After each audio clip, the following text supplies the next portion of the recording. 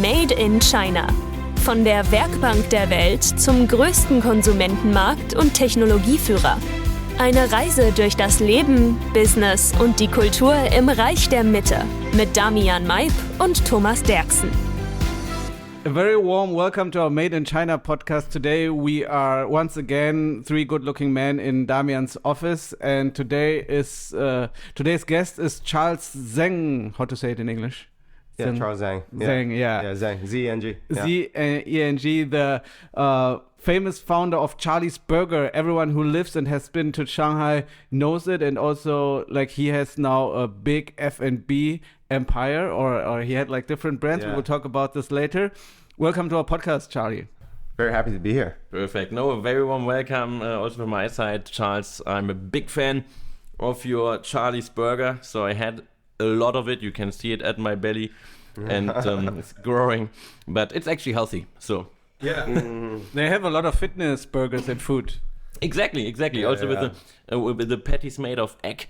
Right? Oh yeah, exactly. We do have that. Egg, beef, egg. Hey, so how much more healthy can I get? I love it. So first question, quick question. Imagine you have a weekend without the internet. What would you do? Actually, I do that quite often. Because as a entrepreneur, right? Like sometimes you do like have your like bad moments, right? Like it's not always smooth sailing. So when things get pretty tough, what I like to do is actually I like to just like kind of shut down, like, but I mean like shut down the world, not myself. But so I just like kind of spend like a weekend without really looking at my phone, right? Like other than bare necessities, like ordering food. But like I just don't look at WeChat. I don't want to like deal with like because the problem with WeChat and the internet is like you don't get to think like deep thought, right? So you're always thinking very on the surface level stuff, right? So you don't really have time to reflect because people are always bombarding with your questions. So what I do is actually I spend like a weekend just by myself and I read. So I like to read about autobiographies of like other entrepreneurs, right? So a book I read recently that I really like is like the Elon Musk book, right? Like I mean like now like he is kind of weird in his own way, right? But as a entrepreneur, I think there is a lot to learn from him, right? Like not maybe don't learn the weird stuff, but like from how he does business, I think there is a lot to learn. And so when you're like, I think sometimes when you're doing business and you need some time to really like dig deep and like think about strategy, I think actually I like to just spend time by myself. Yeah. Yeah. Good to hear. This was like actually one of the quick questions. But this was a really good answer. Yeah. Sorry, I didn't know it was a quick question. No. That was not like, I went deep, too deep. Yeah. So the next one is very quick. If you were given a spontaneous flight ticket tomorrow, which destination would you choose? Dubai. Okay. Yeah, because I haven't been yet, and a lot of people have been telling me about it. Yeah. Yeah, I hear about it more often. I think it's a next kind of hotspot. Yeah, right? Yeah, I think so. What is the best part of your workday? Oh man, when I start drinking at night, I guess. Yeah, it's the better part. Yeah, it's very fun. So funny. So we actually met at a TV show. Yes. Do you remember? Like we went to a TV show about food, and I was many years ago. Many years ago. It was like maybe. Actually 10 years ago or something. Oh shit, I think At that time I was still more than 200 pounds. But then the second time we met, it was actually at your running club. So this is a very interesting thing. So as we said, you have restaurants here in Shanghai, but you also are a very social person. You have a running club where we met, and after running there's a lot of eating and drinking also. Yes. Yeah, so can we start like from your education? So you are from your first career step. It was financial advisor in New York. So you're an ABC, right? Yes. You come from New York and you were a financial advisor there. Now you have restaurants in Shanghai. How did that transformation come about? So I'll tell you, because I've been reflecting on this one too. So I think sometimes like the world determines kind of where you belong, right? Like, so for me, it was like I was born in '86. So when I graduated, I also learned finance, right? Like, so I did finance, and so '08 was when I graduated college, right? Because you're supposed to graduate at 22, and that's '08, and that's the financial crisis, Right? Yeah. And so you know, I was supposed to go to like, Bear Stearns, and like just died. Right? So I had to find a job like last moment. So I went to PwC in New York. But PwC advisory is like really shitty, man. I mean, all right, yeah, it's not good. I mean, it's good for if you want to use it as a stepping stone, right? But as a job, like I have to say, like I was working because the New York office, we work at banks, right? And like so we're clients, right? So our boss, I guess, is like the investors, right? Like the IB people. So when you hear like investment bankers work long hours, we work longer because they're our boss. So until they leave, we can't leave, right? So if they leave at 1, we're leaving at 2, right? And then we show up at the same time. So but I get paid like half the money, right? Like we don't get bonuses at end of the year, right? So it's just like I was calculating my per hour wage. It was like a Mexican wage, man. like it was. I was straight up working at McDonald's if I went to like per hour wage, right? So I was like, so I did that for like 2.5 years. I'm like, fuck, I don't like this job. So my plan initially was like I'll take a gap year, right? Like cause my dad was in Shanghai at the time. Take a gap year, do my GMAT, right? Then go back to US and take go to grad school, then come out and do finance again. You know, like not as a consultant at PwC at least. Yeah. But after I came back to Shanghai, like I actually did my GMAT, but so it was I think 12 years ago. I guess that was 2012. Shanghai was just a lot of fun. It was a lot of fun at the time. And so my dad also had like one little bar that was like not very profitable. So he gave it to me to run it. So I ran the bar for a year and, you know, I made some money and I did enjoy Shanghai. So I just decided to stay. Yeah. Wow. That's cool. So you didn't like the PwC in the financial sector, and decided running a bar is more fun, and probably opening a burger store, Charlie's Burger, is even more fun and even more, let's say, profitable. How did you decide to open Charlie's Burger? Why did you do that? And what's your goals with Charlie's Burger? I'll tell you. So I came to Shanghai when I was 26, right? So I partied like for 3 or 4 years. Then when I was 30, I was like, maybe I need to like think of a career, right? I cannot just open a bar forever. That's not a career option. So I'm like, all right, it's either I find a job or like start a business. And like at the time, I was already involved in F&B, right? Because I did bars. So I'm like, okay, like how can I do a business that can expand, right? And so I went the F&B route and decided to go like a fast food chain. Right, and I love burgers, you know. So that's how it happened. So and you said like PwC was not your dream job, but yeah. I'm sure that your experience as like growing up in the US and working in the US did help you to do business in China, like not just to learn how good burgers taste, but also like the US American business approach. Like how do you manage to survive in the Shark Tank here in Shanghai? Because F&B is a crazy business here. Like stores open, stores close, like in a blink of an eye, right? Yeah. So recently, like these couple of years, I started doing my EMBA in Shanghai grad school, right? So I'm going to Tsinghua for EMBA. And been there for a year now. And I'll tell you, I think actually growing up in America did not help me too much. Like, if anything, it hindered my progress a little bit. Because China business has to be done the China way. And I think like I was kind of like still in my bubble. So you know, like even though I was in Shanghai I've been in China for 10 years, 12 years.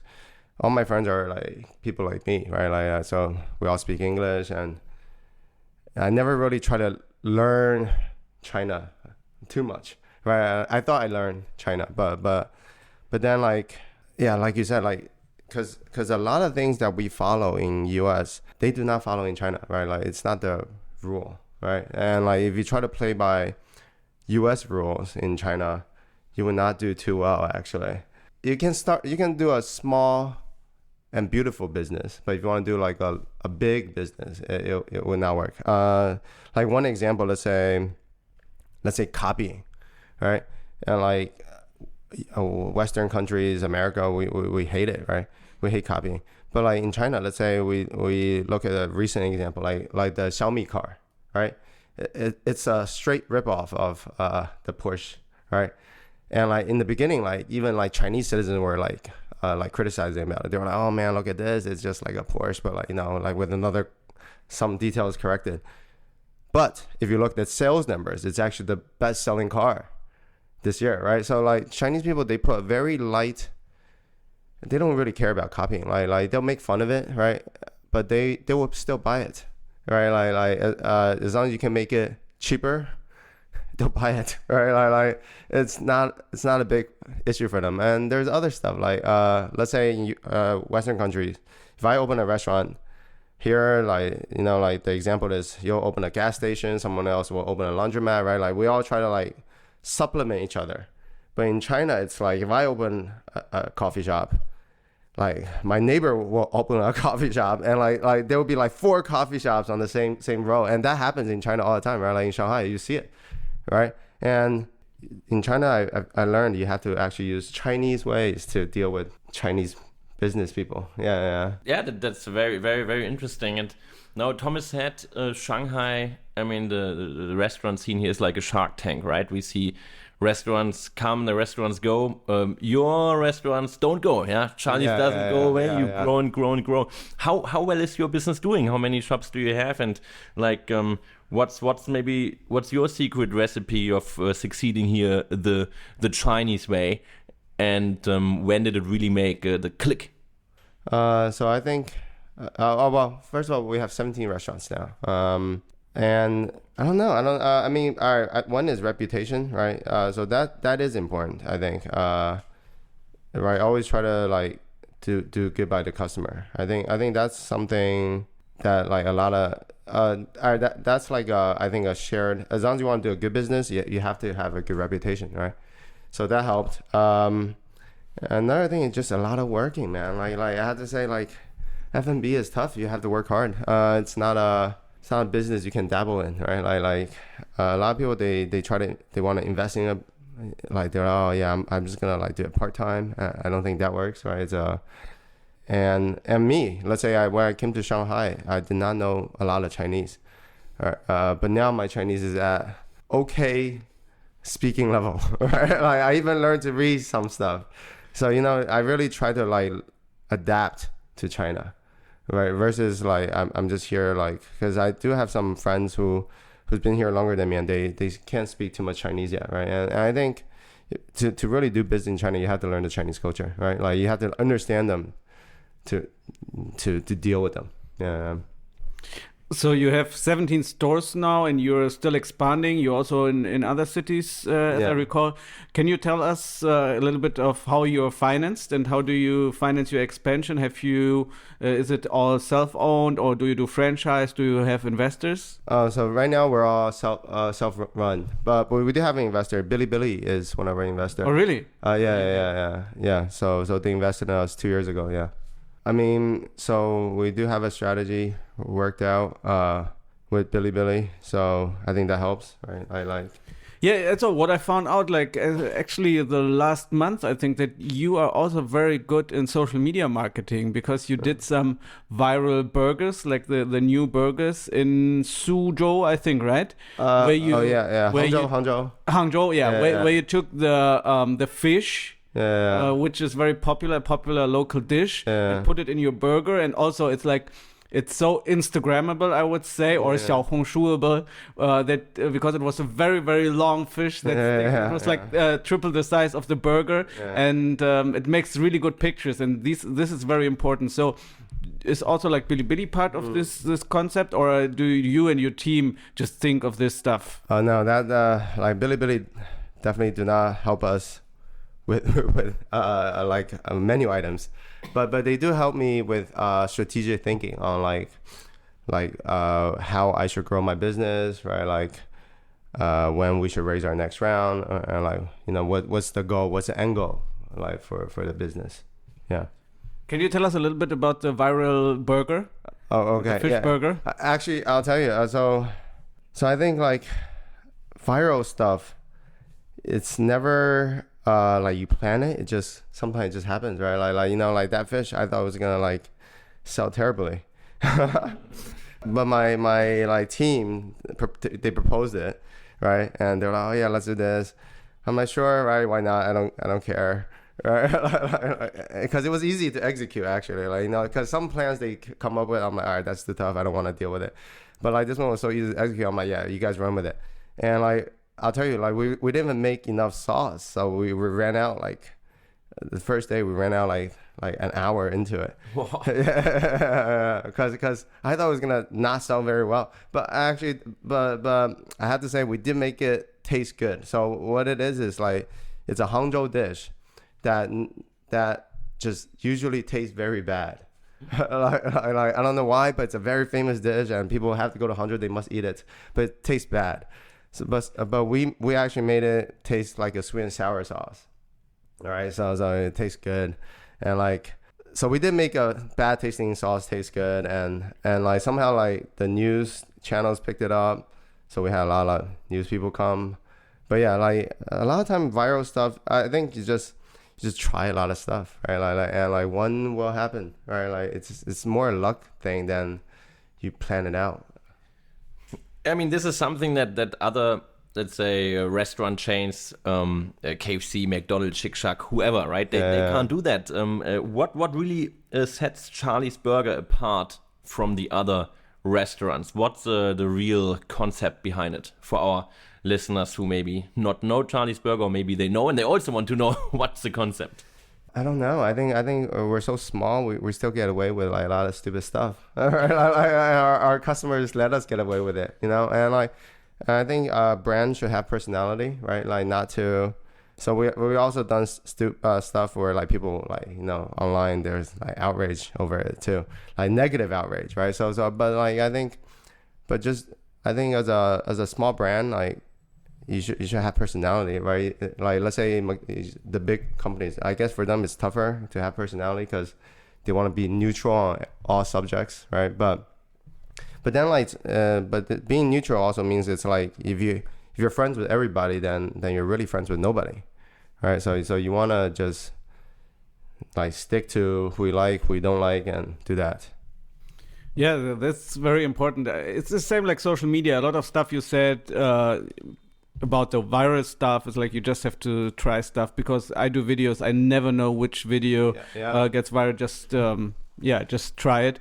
And also like you cannot make everyone love you, like offline and online. Like you don't want everyone to love you online, and also offline it's the same. Like having a character, having like your own features is very, very important. Yeah. And also you are very experimental, like you like to try different stuff. And how important are you in this business? Like, is it all your ideas, for example the char siu burger or the fish burger? Is it like your team helps you a lot, or is it a lot for you? Because for me, as doing social media, I know like for me it's very important that I am involved in it. How is it in the burger business?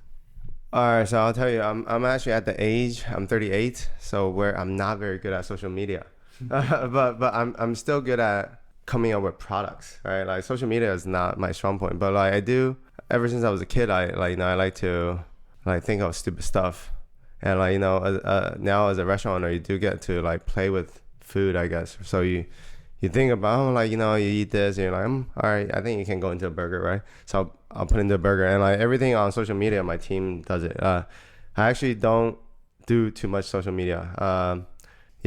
just not like I'm at the age where I'm not very good at it anymore.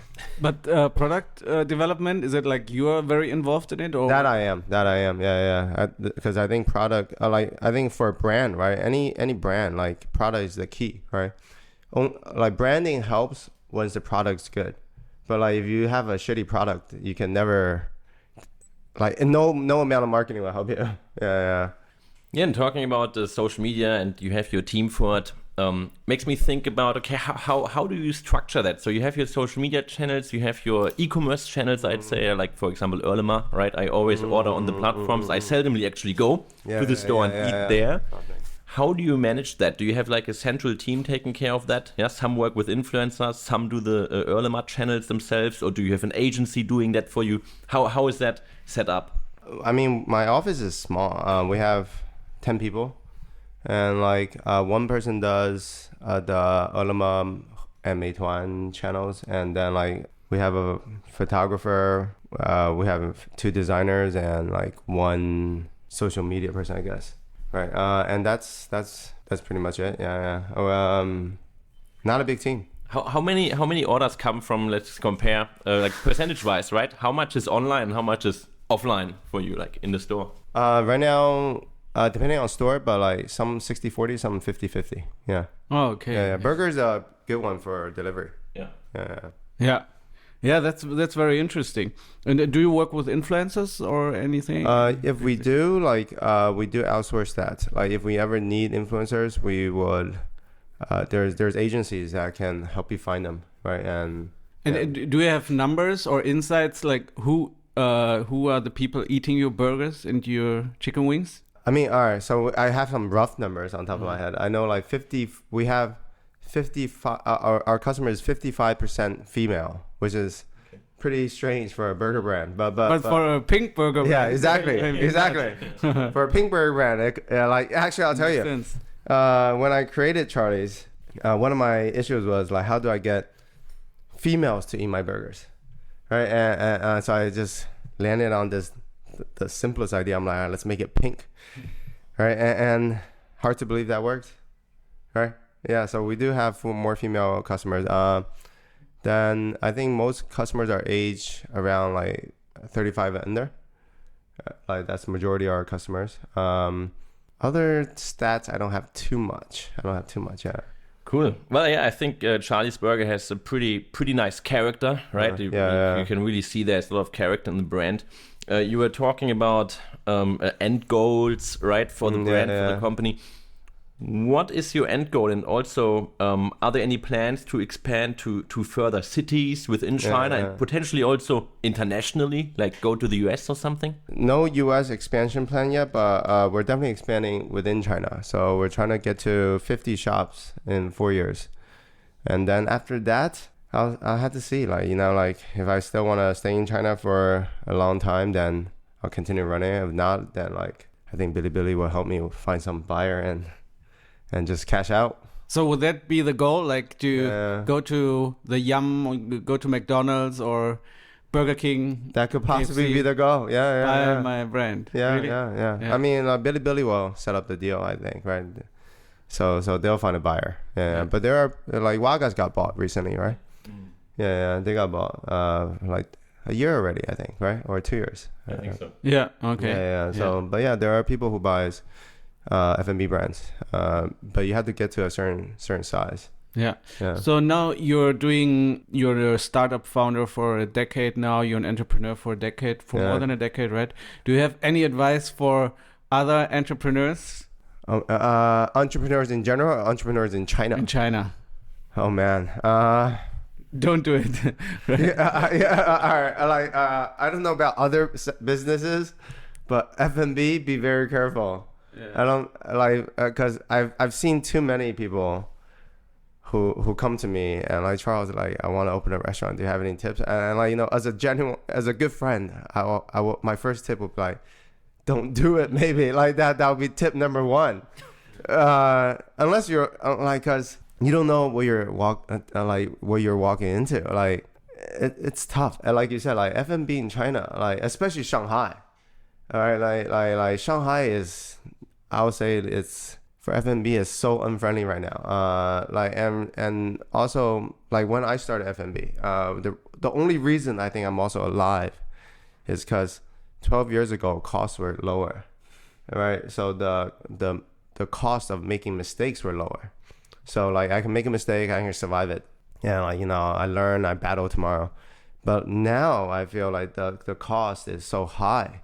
So unless you're like you're super smart, like you don't have time to learn. Like you're coming, like you're just coming in with cash, then you burn that stuff, and like if you can learn faster than you burn, then you're pretty smart. But then if you're that smart, I don't think you should do F&B anyway. You should do like something that makes more return. Yeah, very good advice already. I like that. What is, if any, what's the current white space or something? If you now would do F&B, now you're running your burger chain, you have a lot of F&B ventures. What's missing? Yeah, is it a German currywurst store? Yeah, or an Austrian Sacher cake store or something? Or you say, hey, China is saturated, Shanghai is saturated. Oh man, Shanghai is saturated. I would say if you want to open something, don't open in Shanghai. Actually, go to a 新一线. I don't even know how to say that in English. Like a new first tier city, yeah, or even like a very good second tier city. Actually, that's why we're also you see most business now are like expanding outside of Shanghai now, just because. Shanghai, we're suffering from like one is our population is dropping, right? Like so, I think we've had 1 year of negative population growth, right? Like because people are just not coming in anymore. So that also means like people are going to new first tier cities and second tier cities more, right? So their population is growing. Like then you have more customers naturally, right? But like at the same time, Shanghai, the number of people starting business is not dropping. So you're getting less customers with the same amount of people competing. Of course, it's going to be bloodier, right? So I'll say like, if you really want to open something, maybe don't do it in Shanghai. Last question. What is your favorite restaurant in Shanghai as a customer? Oh man, depends. There's so many. Like what kind though? Like for like your number. There's too many. Your number one go-to restaurant. My number one go-to restaurant. Oh, man, like it's tough for me because the toughest question. Yeah, it is because I'm a F&B owner, so like I eat for a living, or so I go to a lot of restaurants. Okay, change your question. How many times a week do you eat burgers? I eat 3 to 4 times. Actually, I still eat burgers quite often. Yeah. I don't eat my burgers as often. I eat my burgers once or twice, you know. Like market research. Yeah, but I do eat like. All right, I'll tell you. When I get drunk, I still like McDonald's. Oh, but really? then like I order it because I love it as a kid. But then like when I eat it, I'm like, man, it still tastes bad. But then I'll order it though, like you know, because childhood memory is strong. Yeah, right. Yeah, but like once you taste it, like my favorite from McDonald's is a cheeseburger, right? Like a double cheeseburger. But man, like when you eat it though, it does taste not so good. but then the memory of it is very good. Yeah, you're right. Yeah, the same for me. For us, like McDonald's as a kid was like a high class meal. Yeah. Just had it like once a month. Okay, Charles, thank you so much for your insights, and wish you all the best, and see you for a burger soon or for a run. Yeah. Thank you very much, Charles. It was a pleasure. All right, thank you guys.